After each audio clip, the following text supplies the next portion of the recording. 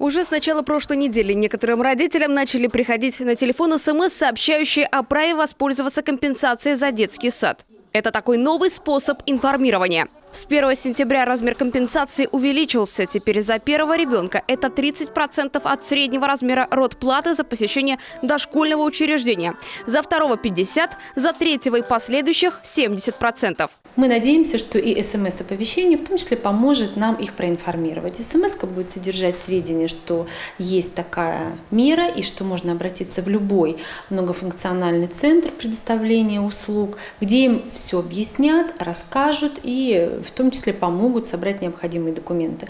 На самом деле никаких изменений нет, как много лет назад, так и сейчас. Один и тот же пакет документов, абсолютно несложно его подготовить и представить. А собрать нужно следующее: паспорта родителей или опекунов, свидетельство о рождении детей, документы, подтверждающие доходы и родственные отношения. И вот с таким багажом можно прийти либо в МФЦ, либо в управление дошкольного образования, и даже в самом детском садике принимают заявление на получение компенсации. Есть условия при предоставлении компенсации. Это среднедушевой доход семьи не должен превышать 2,5 прожиточных минимума. Если брать семью из 2 взрослых и ребенка, то эта сумма составляет порядка 104 тысяч рублей. Так что достаточно высокий порог. В среднем можно получить обратно около 1000 рублей.